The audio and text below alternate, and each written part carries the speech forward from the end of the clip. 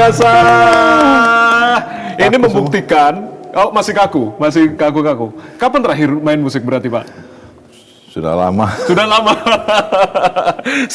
saking sibuknya, karena dulu beliau punya band begitu, karena saking sibuknya mungkin jadi wamen. Kapan lagi saya juga menyuruh seorang wakil menteri transmigrasi untuk main gitar lagi begitu, meskipun agak kaku-kaku gitu ya Pak Wamen ya. Tapi luar biasa keren sekali lagi. Terima kasih Pak Wamen, melodi yang sangat luar biasa. Berarti artinya ini selama sibuk bertugas menjadi wakil menteri jarang main gitar nih, atau kapan terakhir main gitar berarti Pak Wamen? Jarang main gitar. Jarang main gitar. Ya, kaku semua. Kaku semua. Iya. Tapi kalau ngeband sama teman-teman masih Pak? Kapan tuh terakhir? Jarang juga. Jarang juga. Nah. Sangat luar biasa. Beliau membuktikan bahwasanya ahli atau jago sebagai seorang gitaris, tapi bass juga main ya Pak ya? Dulu waktu SMA. Wah, luar biasa. Punya band juga. Nanti kita akan tanya, kira-kira ada juga pertanyaan yang mungkin nanti bisa dipilih oleh Pak Wamen begitu. Tapi Pak Wamen bicara terkait dengan kejutan tadi yang sangat luar biasa juga. Tapi ini kan bicara juga pendekatan program transmigrasi ini kemudian bisa mengubah persepsi anak muda tentang transmigrasi. Apa kemudian yang menjadi pesan dari Pak Wamen sendiri terhadap generasi muda yang kemudian masih ragu-ragu mungkin ikut program transmigrasi Patriot ini? Untuk transmigrasi reguler tahun 2024, animo pendaftar itu lumayan banyak, sekitar 7.000 kepala keluarga. 7.000 kakak untuk yang reguler 7.000 kakak. Ya? Tahun 2024 itu kita hanya mampu memberangkatkan 132 kakak karena terbatas soal anggaran. Terbatas anggaran. Nah, dari animo para pendaftar itu, saya masih sangat optimis bahwa mereka juga sampai tahun 2025 itu juga masih akan terus bertanya-tanya di beberapa dinas di kabupaten, juga ada yang WA saya, kapan bisa diberangkatkan lagi. Tapi tentunya kan kita akan melakukan program yang simultan, di samping juga ada program transmigrasi reguler seperti biasanya, kita juga akan membuat program transmigrasi Patriot yang seperti tadi saya sebutkan. Wah, luar biasa. Mungkin Pak Wamen nanti pendekatannya ketika sosialisasi program transmigrasi Patriot, ini mungkin bisa memainkan gitar begitu atau memainkan musik di tengah anak-anak muda juga. Jangan lupa Pak Prabowo, nanti berarti kalau ada cara-cara kenegaraan jangan lupa ya, Pak Wamen juga mungkin bisa gitar dengan grup dari Kabinet Merah Putih begitu. Sangat luar biasa sekali Pak Wamen. Nah, ini bicara juga kontribusi program dari 5 program-program tadi Pak untuk bisa mendorong pemerataan ekonomi nasional. Ini yang kemudian diharapkan secara nasional ini terkait dengan pemerataan ekonomi sekaligus juga munculnya pusat-pusat ekonomi yang baru. Iya, dari sejarah menunjukkan bahwa program transmigrasi itu telah menghasilkan 1.567 desa dan 3 provinsi itu menjadi sebuah kontribusi yang cukup baik dalam rangka untuk distribusi pertumbuhan ekonomi daerah. Dan tugas dari Kementerian Transmigrasi sekarang adalah berupaya terus melakukan pemberdayaan masyarakat, mengembangkan ekonomi kawasan agar tercipta sebuah proses industrialisasi di beberapa lokasi transmigrasi yang itu juga menjadi bagian penting program-program Kementerian Transmigrasi yang bekerja sama dengan korporasi, dengan dunia internasional, dengan dunia usaha gitu. Misalnya ini akan mampu untuk menghasilkan sebuah produk yang bagus dalam penciptaan lapangan pekerjaan dan di beberapa kawasan juga nanti sudah kita petakan potensi-potensi yang bisa dikembangkan. Apakah itu untuk kakao, kemudian untuk durian, kemudian untuk daerah hortikultura yang lain, untuk orientasi pengembangan ekonomi lokal dan ekspor. Jadi intinya bahwa dari Kementerian Transmigrasi terus bekerja dalam rangka untuk pengembangan ekonomi di kawasan dan bersama-sama dengan kementerian yang lain untuk penataan infrastruktur dan pemberdayaan masyarakat. Ya, kita tunggu kerjanya juga terkait dengan implementasi dari berbagai program itu. Tapi berbicara terkait dengan target, apakah juga ada indikator keberhasilan yang kemudian ditargetkan oleh pemerintah terkait dengan program-program prioritas di Kementerian Transmigrasi ini, Pak? Iya, jadi indikatornya itu kan berapa berapa jumlah masyarakat yang mengalami peningkatan kesejahteraan. Oke. Kemudian beberapa variabel-variabel yang lainnya yang menunjukkan bahwa dalam perspektif kawasan itu pertumbuhan ekonominya terjadi peningkatan berapa persen. Nah, jadi memang ini sebuah variabel yang tidak berdiri sendiri hanya khusus untuk Kementerian Transmigrasi, tetapi ketika berbicara soal kawasan transmigrasi, kita melakukan integrasi kegiatan program dengan kementerian yang lain. Oke. Jadi sementara ini misalnya kita sudah melakukan kerjasama dengan Kementerian Teknis di bawah koordinasi Menko AHY, Menko Infrastruktur dan Pembangunan Kewilayahan, untuk satu program di kawasan transmigrasi dikeroyok oleh Kementerian Transmigrasi, Kementerian PU, Kementerian Perhubungan, dan Kementerian ATR BPN. Jadi kalau ada yang mengatakan bahwa kabinet ini tumpang tindih, ternyata di lapangan tidak. Di lapangan tidak, Justru ya? dengan kabinet yang besar dan kuat, saya tidak mengatakan kabinet ini gemuk. Kalau ada gemuk, ada yang kurus, ada stunting dong. Oke. Nah, gitu.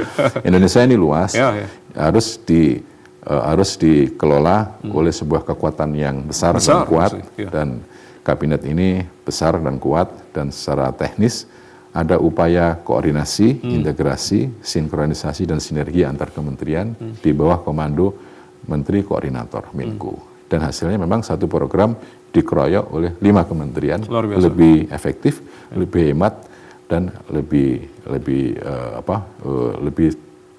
tercapai target-target dari masing-masing kementerian. Karena sudah terfokus masing-masing itu tadi, ya. Masing-masing punya KPI sendiri-sendiri. Punya KPI-nya masing-masing, Ya. gitu. Baik, oke. Kalau berbicara juga, ini sebagai upaya sosialisasi juga, Pak Wamen, begitu. Tadi dikatakan sekitar 70.000 ya antusiasme dari masyarakat yang mengikuti ini. Untuk tahun 2024, 7.000 kepala keluarga, begitu. Artinya ini kan juga upaya sosialisasi. Bagaimana kemudian masyarakat ini bisa mengakses informasi juga, ikut serta dalam berbagai program-program yang mungkin ditawarkan oleh Kementerian Transmigrasi? Ya, jadi kita berdasarkan kepada alokasi anggaran. Ya. Jadi kita akan membuat program di samping di samping Transmigrasi Patriot tadi juga ada Ekspedisi Patriot, dan juga kita akan merealisasikan program-program lain yang menjadi tugas pokok fungsi Kementerian Transmigrasi.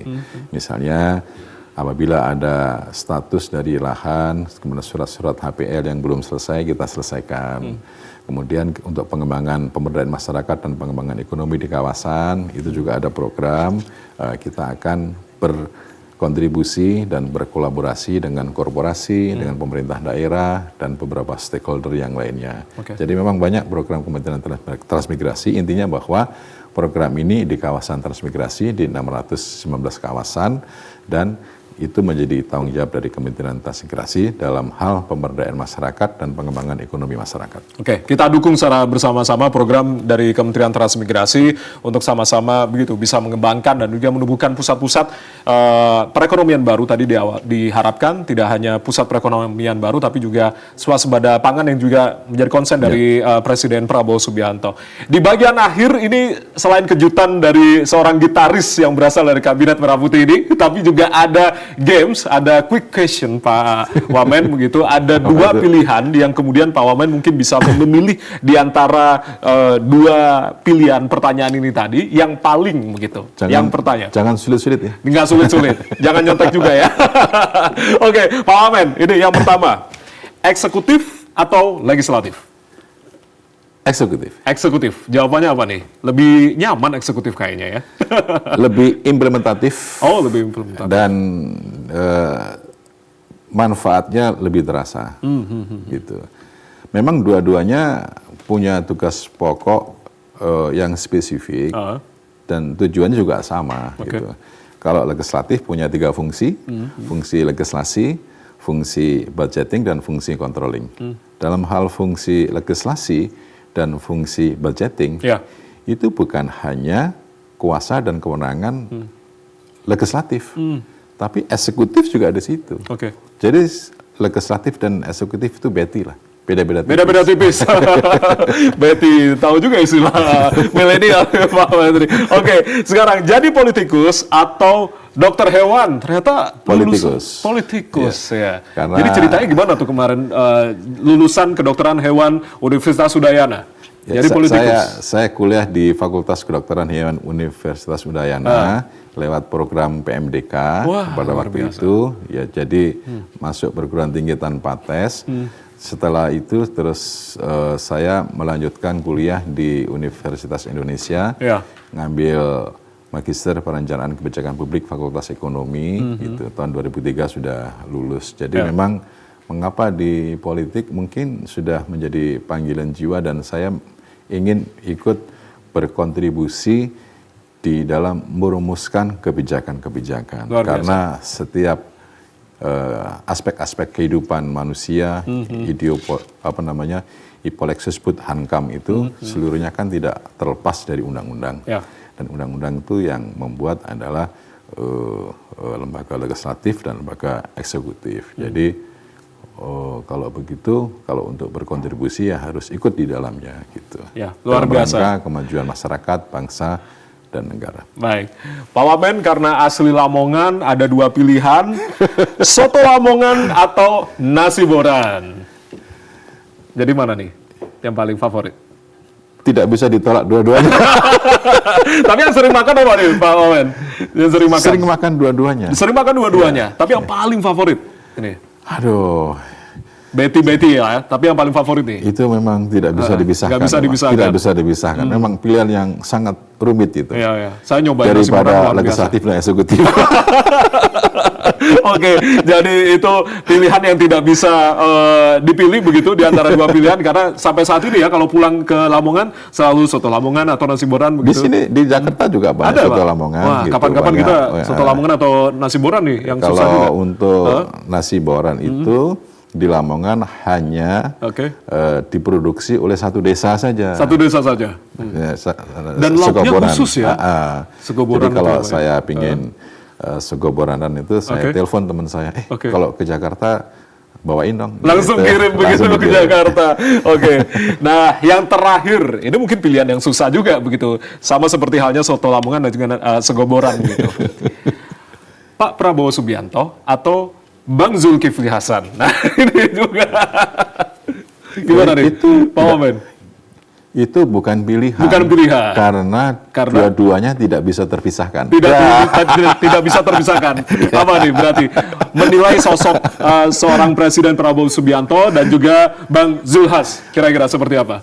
Ya, seperti adik kakak. Seperti Bagaimana adik kakak. mau memisahkan? Kalau Partai Amanat Nasional kan sudah 15 tahun Oke. tetap setia kepada Pak Prabowo. Dan insya Allah 5 tahun ke depan juga akan tetap setia. Ya, ya. Karena Jadi Bang kalau- Zulhas kemarin sudah Nah, jadi kalau kemudian itu menjadi sebuah pilihan, saya katakan bahwa itu adalah bukan sebuah pilihan. Oke. Bagaimana sebuah kebersatuan satu senyawa dipisahkan?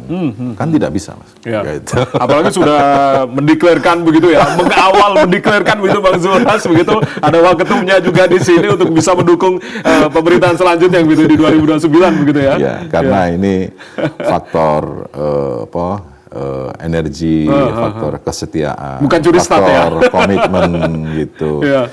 Dan bagi Partai Amanat Nasional sih bukan soal curi stat atau enggak, bukan soal itunya bahwa Partai Amanat Nasional berkomitmen untuk menjaga stabilitas politik, maka hal-hal yang menyangkut soal proses politik elektoral itu ya segera diselesaikan lah. Oke, Gitu. sangat luar biasa. Biar tidak menjadi gonjang-ganjing politik. Nah, itu dia. Terima kasih banyak Pak Wakil Menteri Transmigrasi, Viva Yoga Mauladi sudah berbincang bersama kami.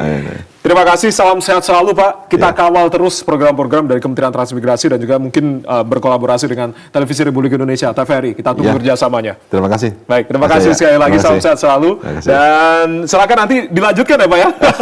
Nyuruh Pak Wamen lagi nih untuk melanjutkan main musik. Demikianlah Arah Angin spesial one on one dengan Wakil Menteri Transmigrasi Republik Indonesia. Dan demikianlah saya Ardianto Wijaya, mewakili teman-teman yang bertugas mengucapkan terima kasih atas kebersamaan Anda. Selamat malam, sampai jumpa. Pak Menteri silakan dilanjutkan lagi mungkin lagi.